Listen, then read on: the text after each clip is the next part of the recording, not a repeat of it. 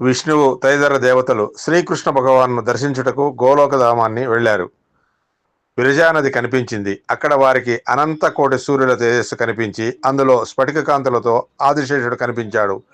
ఆయన శిరస్సుపై ఉన్నది గోలోకధామము. అక్కడంతా పరబ్రహ్మతత్వమే. మాయాదేవికి చోటు లేదు. అక్కడ కృష్ణ పౌరోజ్యులు దేవతలను అడ్డగించారు. లోపల నుండి శతచంద్రానన అనే చిలికత్తె వచ్చి ఆ దేవతలతో మీరు ఏ బ్రహ్మాండానికి సంబంధించిన దేవతలను అడిగింది. త్రిమూర్తులు ఆశ్చర్యపోయి ఇంకా బ్రహ్మాండాలు ఉన్నాయా అని అడిగారు. ఆ చెలికత్తె ఇంకా ఎన్నో బ్రహ్మాండాలు అటు ఇటు దొర్లుతున్నాయి. మీ వంటి త్రిమూర్తులు ఇంకా ఉన్నారు అంది ఆ చెలికత్తె. విష్ణువు ఆ చెలికత్తెతో పృష్ణిగర్భుడు బ్రహ్మాండంలోని వాళ్ళమని చెప్పగా వాళ్ళని లోనికి పంపింది. అక్కడే గోవర్ధనం అనే గోవుల సమూహంతో ఉంది. ఒక పెద్ద తేజస్సు కనిపించింది.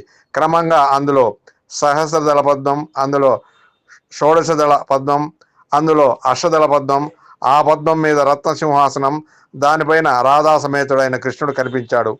దానవ అసుర స్వభావం గల మానవులు భూమిపైన ఉన్నారని ఆ దేవతల ద్వారా తెలిసిన కృష్ణుడు వాళ్ళకి అభయం ఇచ్చి అవతరిస్తానని చెప్పారు. శ్రీకృష్ణార్పణమస్తు.